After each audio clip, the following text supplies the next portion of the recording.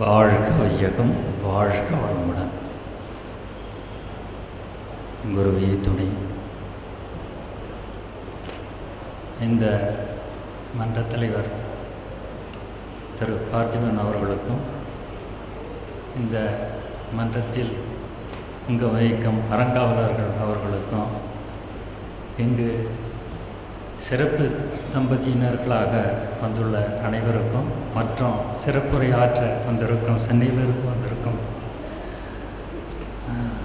பேராசிரியர் சண்முகம் அவர்களுக்கும், மற்றும் ஹோமியோபதி மருத்துவர் கனக திருமேனி, திரு காமராஜ் மற்றும்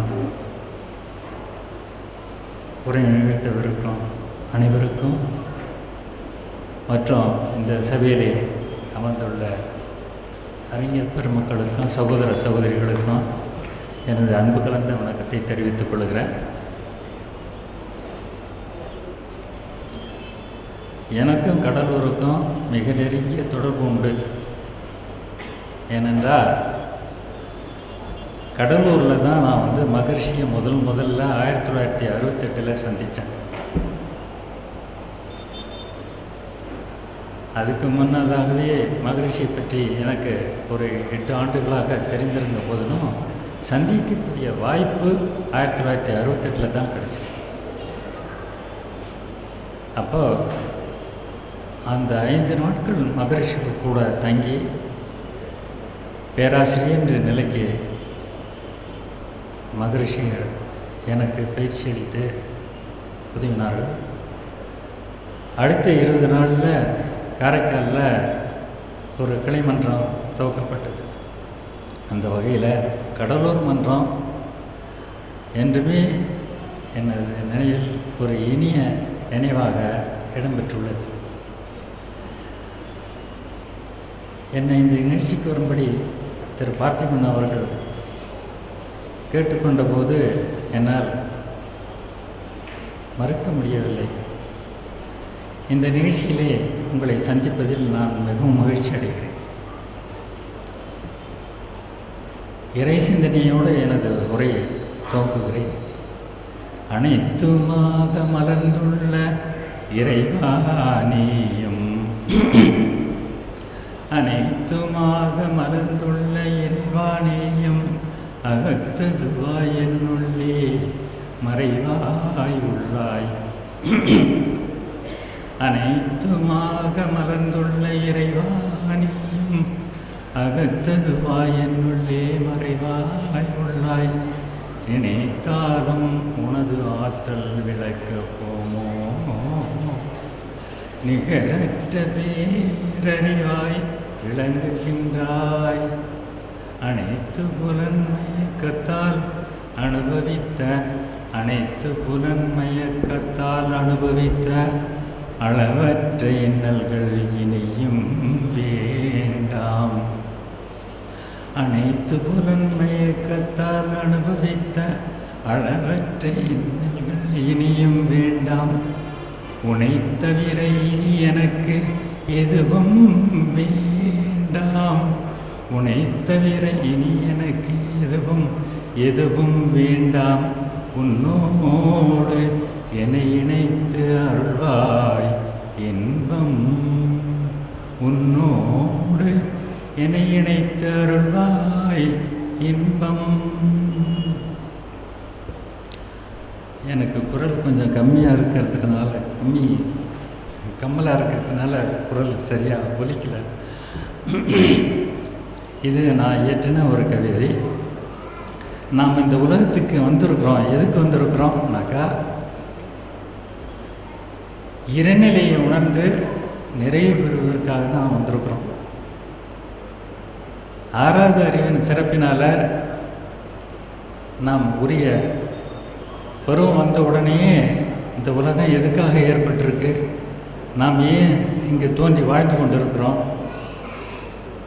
எல்லோரும் ஒரு குறிப்பிட்ட காலம் வாழ்ந்து மறைந்து போய் கொண்டிருக்கிறார்கள். இந்த உலகத்தில் நிலையானது எது, இது என்ன ஒரு நிலையற்ற வாழ்க்கையா என்றெல்லாம் நிறைய கேள்விகள் நமது மனதிலே உதித்து கொண்டே இருக்கின்றது.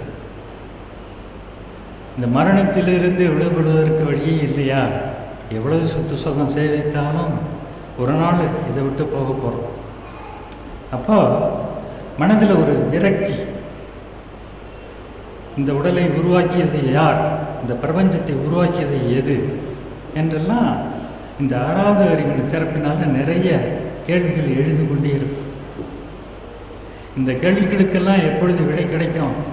அந்த இறைநிலையை உணரும் போது, அதோடு இணைந்து நிற்கும் போது தான் விடை கிடைக்கும். உள்ளத்தில் அமைதியும் நிறைவும் கிடைக்கும். இதை நிறைய தத்துவ விஞ்ஞானிகள் வாழ்ந்து அவர்கள் கொடுத்த தத்துவ விளக்கங்களை எல்லாம் ஆராய்ந்து பார்க்கும்போது நமது வாழ்க்கை அந்த இறைநிலையை உணர்ந்து நிறைவு பெறுவதற்காக ஏற்பட்ட ஒரு பிறவி தான் இந்த பிறவி. அப்போ மனித வாழ்க்கையை எடுத்துக்கொண்டு பார்த்தோம்னா இதை முன்னோர்கள் 4 வகையாக பிரித்திருக்காங்க. பிரம்மச்சரியம்னு ஒன்று, இல்லறம், வானப்பிரஸ்தம், சந்நியாசம் என்று. பிரம்மச்சரியம் என்ற நிலையை இளமை நோன்புன்னு சொல்கிறாங்க. இளமை நோன்பில் அந்த இல்வாழ்க்கைக்கு ஒரு தயாரிப்பு நிலை தான் பிரம்மச்சரியம். எழுத்தறிவு, தொழிலறிவு, இயற்கை தத்துவ அறிவு, ஒழுக்க பழக்கங்கள் என்ற அறநெறி பற்றிய அறிவு. இதை கற்று தேர்ந்த பிறகு தான் அந்த இல்வாழ்க்கையில் நம்ம நுழையிறோம். அப்போ இல்வாழ்க்கைங்கிற போது உற்ற வயதில் ஒரு வாழ்க்கை துணையோடு வாழ்ந்து இல்லறம் நடத்தி உலகத்தில் வாழ வேண்டிய ஒரு நிலைமை எல்லோருக்கும் இருக்கிறது. அப்போது ஒரு கருத்து ஏற்கனவே நிலவிக்கிட்டு இருக்கு. அதாவது பெண்ணோடு கூடி வாழ்ந்தால் இறைநிலை உணர்வு பெற முடியாது என்ற ஒரு கருத்து ஒரு காலகட்டத்தில் வலியுறுத்தப்பட்டு ஆசையை விடு, பெண்ணாசையை விடு என்றெல்லாம் சொல்லப்பட்டது. ஆனால் அதை தவறு என்று மகரிஷிகள் விளக்கியிருக்கிறார்கள். ஒரு பெண்ணோடு கூடி வாழ்க்கை நடத்துவது தான், ஒரு ஆண் ஒரு பெண்ணோடு கூடி வாழ்க்கை நடத்துவது தான் இயல்பான வாழும் முறை, இயல்பான வாழ்க்கை முறை என்பதை வலியுறுத்தி கூறியிருக்கிறார்கள். அப்போது நாம் பிறந்து விட்டோம். அப்போ நமக்கு இன்பமோ துன்பமோ நாம் ஏற்ற வினைப்பதிவுகளின் காரணமாக நமக்கு ஏற்படும். அப்போ யார் ஒருவரோடு கூடி வாழ்ந்தால் நமது வினைப்பதிவுகள் தீருமோ அப்படிப்பட்ட வாழ்க்கை துணையை நமது உயிராற்றலே நமது வாழ்க்கை துணையை தேடி கண்டுபிடிக்கிறது என்று மகரிஷி சொல்வார்கள். அங்கே ஜாதகம் பார்த்தாங்க, இங்கே ஜாதகம் பார்த்தாங்க, கடைசியாக இந்த பெண்ணை ஏந்தலையில் கட்டிவிட்டாங்களேன்னு சொல்லி சில பேர் நினைப்பாங்க. அப்படி அல்ல. இவரோட உயிராற்றல், இவர் ஏற்ற பதிவுகளுக்கு ஏற்ப யாருடன் கூடி வாழ்ந்தால் அந்த வாழ்க்கை துணையர் மூலமாக இன்பமோ துன்பமோ கிடைக்கப்பெற்று அந்த வினைப்பதிவுகள் நீங்குவதற்கு அது ஒரு வழி. அவரவர்கள் உயிராற்றல் தான் அவரவர்களுடைய வாழ்க்கை துணையை தேர்வு செய்கிறது என்பதை மகரிஷி தெளிவாக விளக்கியிருக்கிறார். அதனால் இல்வாழ்க்கை என்பது ஒரு தெய்வீகமான ஒரு வாழ்க்கை.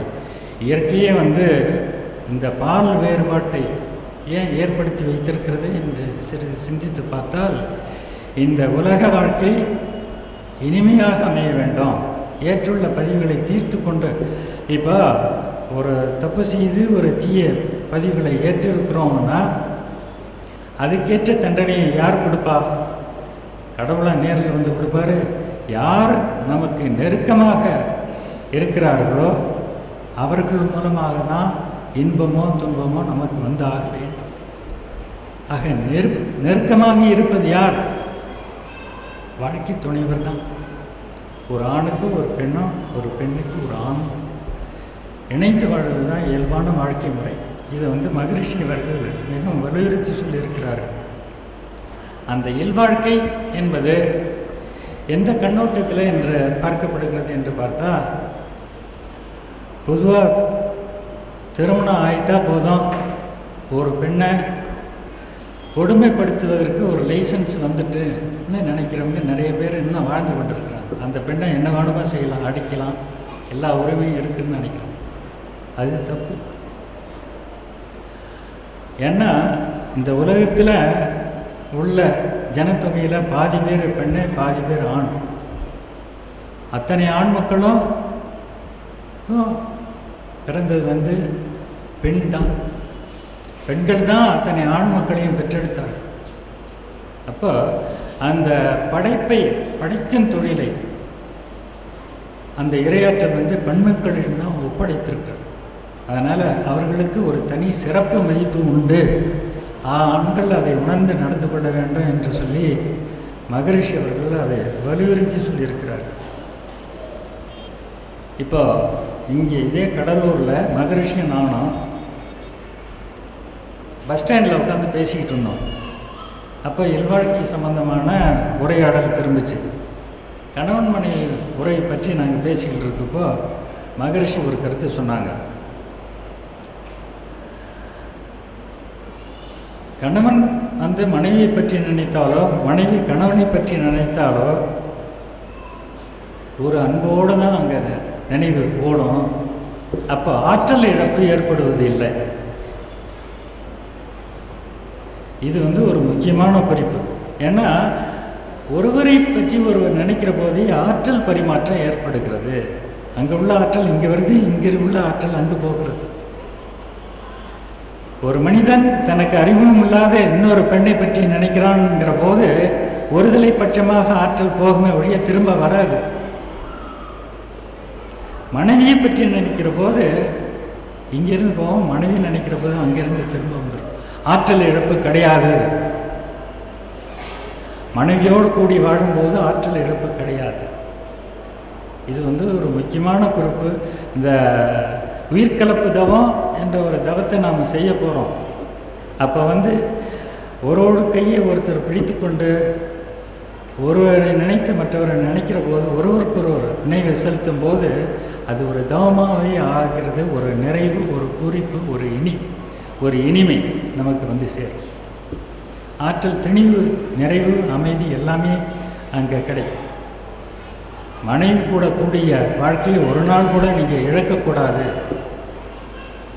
என்று மகரிஷி அவர்கள் சொல்லியிருக்காங்க. ஆனால் இன்றைக்கு பெரும்பாலான இடத்துல பெண்ணை திருமணாகி வந்துட்டால் வீட்டு வேலைக்காரி போல் நினைக்கிறாங்க, அடிமையாட்டம் நினைக்கிறாங்க.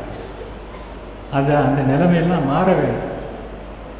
ஏன்னா அதே போல் மாமியாரெல்லாம் என்ன நினைக்கணும், மகளாக பாவிக்க வேண்டும் மருமகளை, மருவிய மருமகள் என்ற நிலையில் உரிய மதிப்பு கொடுத்து நடத்த வேண்டும். அதே போல் மருமகளும் வீட்டுக்கு பெரியவராக உள்ள மாமியாரை மதித்து அன்னைக்கு நிகரான ஒரு மதிப்பை கொடுத்து பழக வேண்டும் என்றெல்லாம் நிறைய அறிவுரைகளை மகரிஷி அவர்கள் சொல்லியிருக்காங்க. இப்போ இதில் நம்ம இதில் மேலும் மேலும் பேசிட்டு போனோம்னாக்கா காலம் நீளங்கிறதுனால அடுத்து நாம் இந்த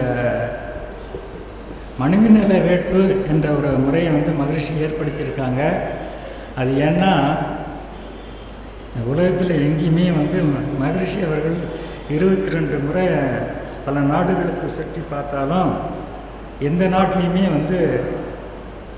மனைவியை போற்றி வாழ்த்தக்கூடிய ஒரு நிலைமை இல்லை. ஏன்னா பெற்றோர்களை வாழ்த்துகிறோம், ஆசிரியரை வாழ்த்துகிறோம், குழந்தைகள் தினம் என்றெல்லாம் இருக்குது. மனைவியை வாழ்த்தக்கூடிய ஒரு நிலை இல்லை என்பதை கருத்தில் கொண்டு தான் அன்னை லோகம்பாள் அவர்களின் பிறந்த தினத்தை மனைவி நிலை வேட்பு நாளாக கருதி அதை மனைவியை போற்றி வாழ்த்தக்கூடிய ஒரு நாளாக நாம் கடைபிடிக்க வேண்டும் என்று வலியுறுத்தி அந்த மனைவி நல வேட்பு நாளை இன்று நாம் செயல்படுத்தி கொண்டிருக்கிறோம். ஒரு காலத்தில் இந்த விழா உலகம் முழுவதும் கொண்டாடப்பட போகிறது நிச்சயமாக. அந்த சமயத்தில் அன்னை லோகம்பாள்னா யார், மகரிஷி யோகிராஜ் வேதாத்ரி மகரிஷி என்றால் யார், அவர் கூறிய தத்துவங்கள் என்ன என்றெல்லாம் உலக மக்களுக்கு பரவுவதற்கு இது ஒரு நல்ல வாய்ப்பாகவும் இது அமையும் என்பது உண்மை. இப்போ அடுத்தது இதில் அருள்காப்பு அணிவித்தல் இப்போ வந்து கணவன் மனைவி எதிரும் புதிருமாக உட்கார்ந்து கொள்ள வேண்டும். நாற்காலில் உட்காந்துருக்கிறவங்க. காரைக்காலில் வந்து நாங்கள் மனைவி நில வேட்பு நாள் நடத்துகிற போது ஒரு காரியம் செய்தோம். மல்லிகைப்பூ மாலை ஆர்டர் பண்ணி கணவன் மனைவி 2 பேர் கையிலையும் மாலையை கொடுத்தாச்சு. மாலையை கொடுத்து முதல்ல மாலையை போட சொன்னோம். இங்கே வந்து எண்ணிக்கை அதிகமாக இருக்கிறதுனால அந்த ஒரு வசதி செய்யப்படவில்லை என்றாலும் மாலை தலைக்கு அவங்களுக்கு மாலை கொடுங்க. அடுத்ததாக கனி கையில் வாங்கி வச்சுக்கோங்க. ஒரு மலர் கனியை பெண்கள் இடத்துல கொடுங்க, மலர் வந்து ஆண்கள் இடத்துல கொடுங்க. ஒரு அருமையான ஒரு நிகழ்வு உயிர்கலப்பு தவம் ஐயா நடத்தி கொடுத்துருக்காங்க.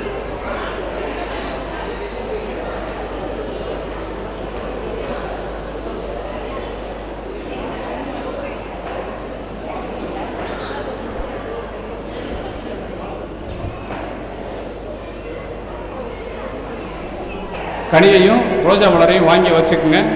முதல்ல கையில் மாலையை எடுத்துக்கோங்க.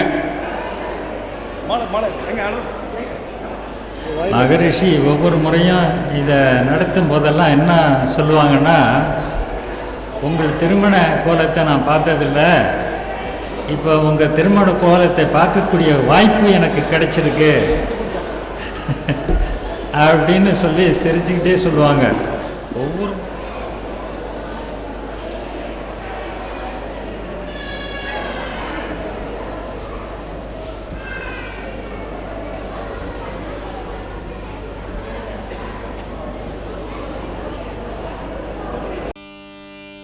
அறிவென்ற தொட்டிலே உலகை ஏற்றி அன்பூரும் சொற்களினால் வாழ்த்து பாடி சிறியவரும் பெரியவரும் நேர்மையோடும் சிந்தனையின் வளத்தோடும் அன்பு கொண்டு நெறியோடு வாழ்கவென அழுத்தமாய் போடுங்க. மனைவி கணவருக்கு மாலையை போடட்டும். மாலையை போடுங்க. கணவர் மனைவிக்கு முதல்ல மாலையை போடுங்க. மனைவி கணவருக்கு மாலையை போடுங்க.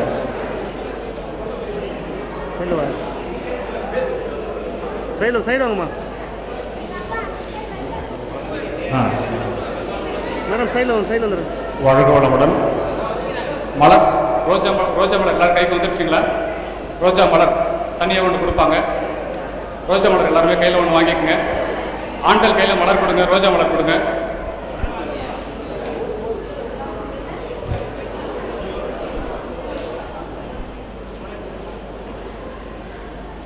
கனி மலர் ரெண்டும் விநியோகம் செய்தாச்சா?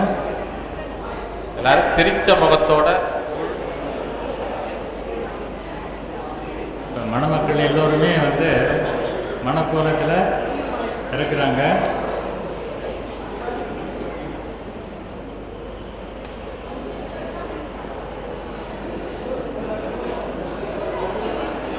வாழ்க வளம், வாழ்க வளம்.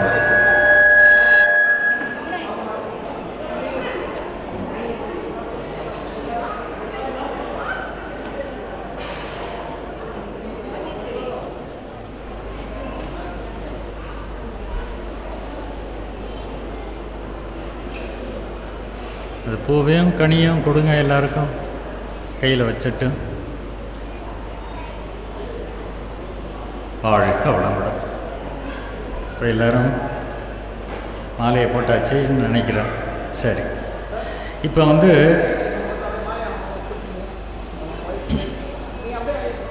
இப்போ மனைவி வந்து கணவருக்கு அருள்காப்பு நான் சொல்லுவேன். நான் பயிற்சியற்றோர் எல்லோருமே வந்து கணவருக்கு அருள்காப்பு கொடுக்கலாம். நான் வாசகத்தை சொல்லுவேன்.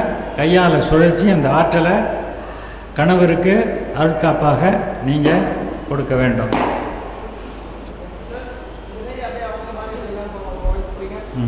ஆரம்பிக்கலாம். அருட்பேராற்றல் இரவும் பகலும் எல்லா நேரங்களிலும் எல்லா இடங்களிலும் எல்லா தொழில்களிலும் உறுதுணையாகவும் பாதுகாப்பாகவும் வழிநடத்துவதாகவும் அமையட்டும். அருட்பேராற்றல் இரவும் பகலும் எல்லா நேரங்களிலும் அமையட்டும். அருட்பேராற்றல் இரவும் பகலும் எல்லா நேரங்களிலும் எல்லா இடங்களிலும் எல்லா தொழில்களிலும் உறுதுணையாகவும் பாதுகாப்பாகவும் வழிநடத்துவதாகவும் அமையட்டும். வாழ்க வளமுடன், வாழ்க வளமுடன், வாழ்க வளமுடன். இப்போ இந்த அருட்காப்பை கொடுங்க. அருட்பேராற்றல் இரவும் பகலும் எல்லா நேரங்களிலும் எல்லா இடங்களிலும் எல்லா தொழில்களிலும் உறுதுணையாகவும் பாதுகாப்பாகவும் வழிநடத்துவதாகவும் அமையட்டும். அருட்பேராற்றல் இரவும் பகலும் எல்லா நேரங்களிலும் எல்லா இடங்களிலும் எல்லா தொழில்களிலும் உறுதுணையாகவும் பாதுகாப்பாகவும் வழிநடத்துவதாகவும் அமையட்டும். அருட்பேராற்றல் இரவும் பகலும் எல்லா நேரங்களிலும் எல்லா இடங்களிலும் எல்லா தொழில்களிலும் உறுதுணையாகவும் பாதுகாப்பாகவும் வழிநடத்துவதாகவும் அமையட்டும். வாழ்க வளமுடன், வாழ்க வளமுடன், வாழ்க வளமுடன். இப்போ கணவன் மனைவி இருவரும் வலக்கையோடு வலக்கை, இடக்கையோடு இடக்கை கோர்த்து கொள்ளுங்க. கொஞ்சம் கிராஸாக வரும். அப்படியே கோர்த்து கொண்டு கண்ணோடு கண் நோக்கி கொண்டு இருக்கணும். இனிய கனிந்த பார்வையாக இருக்க வேண்டும். ஏனென்றால் 6வது அறிவு பெற்ற மனித இனத்துக்கு இறைவனால் கொடுக்கப்பட்டது அன்பும் கருணையும் தான். அன்புங்கிறது நல்லது என்று தெரிந்து கொண்டதை தன்னோடு இணைத்துக் கொள்வது. கருணை என்பது அவ்வாறு இணைத்து கொண்டு தன்னை சார்ந்து உள்ளவர்களுக்கு நன்மை செய்து கொண்டே இருக்கிறது. அவர்களுடைய தேவையை பூர்த்தி செய்து கொண்டே இருப்பது கருணை.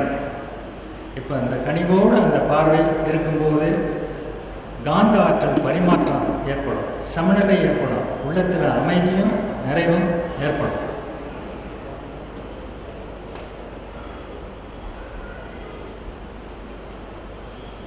சில பேர் என்ன நினைக்கிறாங்கன்னா, இந்த மாதிரி பார்த்து எவ்வளோ நாளாகுது, பார்க்கவே முடிகிறது இல்லையே அப்படின்னு சொல்லி மனசுக்குள்ளார நினச்சிக்கிறாங்க நிறைய பேர்.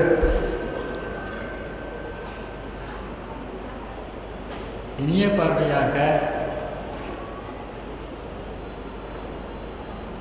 வேற யாரை பார்க்குறோம்? மனைவியை தானே பார்க்குறோம். கூச்சம் இல்லாமல் பார்க்கலாம். யாரும் எதுவும் சொல்ல மாட்டாங்க, நினைக்க மாட்டாங்க.